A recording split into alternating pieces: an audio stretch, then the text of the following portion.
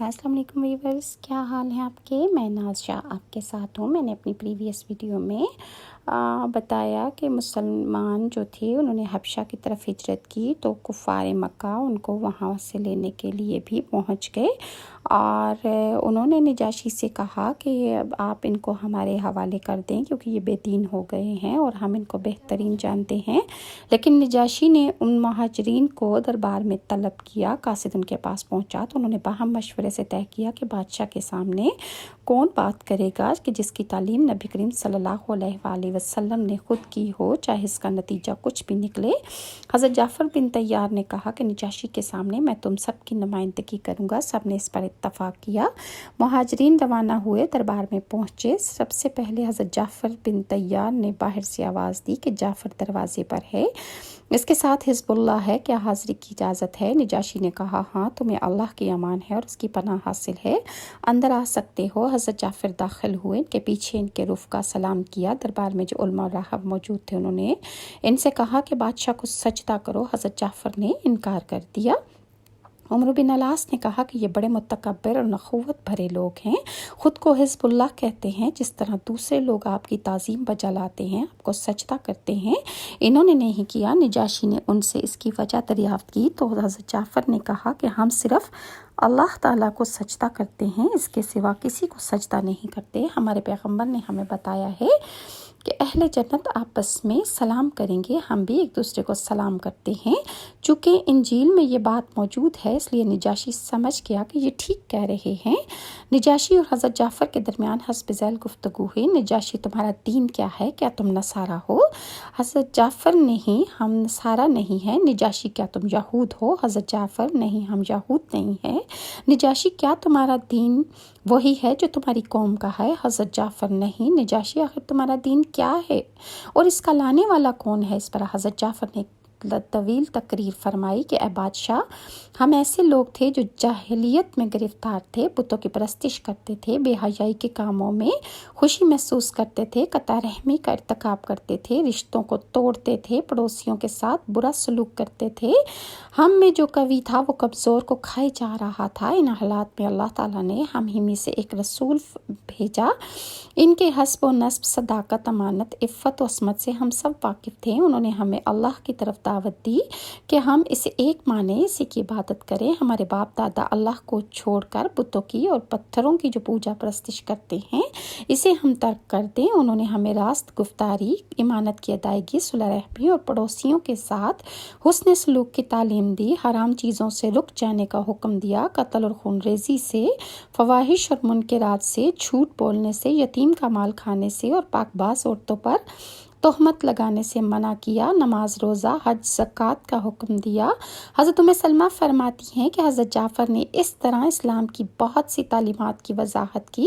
اس کے بعد کہا ہم نے اللہ کے رسول کی ان باتوں کی تصدیق کی، آپ پر ایمان لے آئے، اللہ تعالیٰ کی طرف سے آپ جو تعلیمات لائے ہیں انہیں ہم نے برحق مانتے ہیں، اللہ واحد کی عبادت کرتے ہیں، اس کے ساتھ کسی کو شریک نہیں ٹھہراتے۔ اللہ کے رسول نے جن چیزوں کو حرام قرار دیا ہے انہیں حرام اور جن چیزوں کو حلال کہا ہے انہیں ہم حلال سمجھ کر عمل کرتے ہیں۔ اس پر ہماری قوم نے ہمارے ساتھ ظلم و زیادتی کی روش اختیار کر لی، اس نے ہمیں سخت سزائیں دی، ہمیں اپنے دین سے پھرنے کی کوشش کی، ہمیں اللہ واحد کی عبادت سے پھیر کر بت پرستی کی طرف لے جانا چاہتے ہیں۔ ہم جن خبیث حرکتوں کو چھوڑ چکے ہیں پھر ان کو کرنے کا یہ کہتے ہیں، جب انہوں نے ہم پر قہر و غضب ڈھایا، ظلم کیا، زندگی ہم پر تنگ کر دی، ہمارے دین کے درمیان رکاوٹ بن کر کھڑے ہو گئے تو ہم نے دوسروں کے مقابلے میں آپ کے ملک کو ترجیح دی، آپ کے جوار میں رہنا پسند کیا، اس توقع پر کہ آپ کہ ہاں اے بادشاہ ہم پر ظلم نہ ہوگا، ہم زیادتیوں سے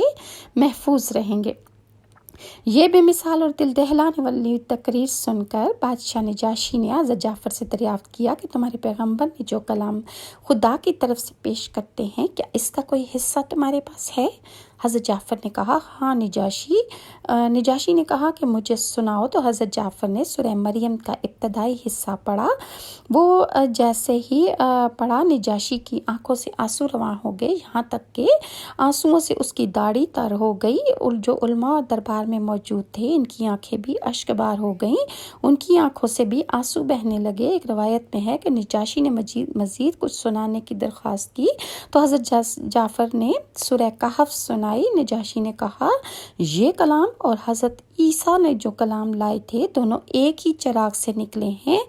پھر عبداللہ بن ربیعہ اور عمرو بن علاس سے کہا کہ آپ لوگ یہاں سے چلے جائیں، میں انہیں تمہارے حوالے ہرگز نہ کروں گا۔ عمرو بن علاس اور عبداللہ بن ربیعہ دربار سے باہر نکلے تو عمرو بن عاص نے کہا کل ایک ایسی بات میں بادشاہ سے کہوں گا کہ وہ انہیں یہاں سے نکال پھینکے گا۔ ان دونوں میں عبداللہ بن ربیعہ نسبتاً نرم تھے، انہوں نے کہا ایسی کوئی بات نہ کرو، یہ لوگ چاہے ہمارے دین کے خلاف ہوں لیکن ان سے ہمارا خونی رشتہ ہے۔ عمرو بن عاص اس کے لیے تیار نہ ہوا، چنانچہ وہ دوسرے دن بادشاہ کے پاس پہنچے اور کہا اے بادشاہ یہ لوگ عیسیٰ بن مریم کے بارے میں بہت غلط بولتے ہیں، آپ ان سے اس سلسلے میں دریافت کریں۔ دوسرے دن اس نے پھر مہاجرین کو طلب کیا۔ حضرت ام سلمہ کہتی ہیں کہ یہ ہمارے لیے بڑا نازک معاملہ تھا، لوگ جمع ہوئے اور مشورہ کیا کہ ہمیں اس سوال کا کیا جواب دینا چاہیے۔ پھر یہی طے پایا کہ ہم وہی کہیں گے جو اللہ کے رسول نے ہمیں بتایا ہے، چاہے اس کا نتیجہ کچھ بھی نکلے۔ چنانچہ یہ لوگ دربار میں پہنچے تو نجاشی نے سوال کیا کہ تم لوگ عیسیٰ بن مریم کے بارے میں کیا کہتے ہو؟ حضرت جعفر نے جواب دیا ہم ان کے بارے میں وہی کہتے ہیں جو ہمارے پیغمبر نے بتایا ہے، وہ اللہ کے بندے، اس کے رسول اور اس کی روح ہیں اور کلمہ تھے جو مریم عذرا بتول سے بغیر باپ کے اللہ کے کلمے سے پیدا ہوئے۔ نجاشی نے حضرت جعفر کے اس بیان کو سننے کے بعد زمین سے ایک تنکا اٹھایا اور کہا عیسیٰ بن مریم اس بیان سے اس تنکے کے برابر بھی زیادہ نہیں ہے۔ بعض روایات میں کچھ یوں بھی ہے کہ گفتگو کے ختم ہونے پر نجاشی نے دربار میں موجود تمام عالموں اور راہبوں سے دریافت کیا کہ یہ جو کچھ کہہ رہے ہیں اس کے بارے میں تمہاری کیا رائے ہے، اس پر تم کیا کہنا چاہتے ہو؟ انہوں نے جواب دیا آپ ہی فرمائیں، آپ کا علم، مرتبہ اور مقام ہم سے اونچا ہے۔ نجاشی نے کہا کہ میں شہادت دیتا ہوں کہ حضرت محمد صلی اللہ علیہ وآلہ وسلم اللہ کے پیغمبر ہیں، یہ وہی پیغمبر ہیں جن کی بشارت حضرت عیسیٰ علیہ السلام نے انجیل میں دی ہے۔ ایک اور روایت میں ہے کہ نجاشی نے علماء اور راہبوں سے کہا کہ خدا تعالیٰ جس نے حضرت عیسیٰ پر انجیل نازل کی ہے، میں اس کی قسم دے کر تم سے پوچھتا ہوں کہ حضرت عیسیٰ کے بعد قیامت کے آنے سے پہلے کسی نبی کا ذکر تمہیں انجیل میں ملتا ہے یا نہیں؟ انہوں نے جواب دیا ہاں ملتا ہے۔ حضرت عیسیٰ نے اس کی بشارت دی ہے اور کہا ہے کہ جو اس پر ایمان لاتا ہے وہ مجھ پر ایمان لاتا ہے اور جو اس کی رسالت کا انکار کرتا ہے وہ میرا انکار کرتا ہے۔ اس پر نجاشی نے کہا اگر سلطنت کی ذمہ داری مجھ پر نہ ہوتی تو میں بذات خود اس کی جوتیاں اٹھاتا، اس نبی کے ہاتھ پیر میں دباتا۔ روایت سے معلوم ہوتا ہے کہ نجاشی کی سے گفتگو کے دوران میں حضرت جعفر نے نجاشی سے کہا کہ آپ ان سفیروں سے دریافت فرمائیں ہم غلام ہیں یا آزاد؟ اگر غلام ہے تو بے شک ہم نے اپنے مالکوں سے فرار کی راہ اختیار کی ہے، آپ ہمیں لوٹا دیں۔ عمرو بن عاص نے کہا نہیں یہ آزاد لوگ ہیں۔ حضرت جعفر نے فرمایا ان سے پوچھے کیا ہم نے ناحق کسی کا خون بہایا ہے؟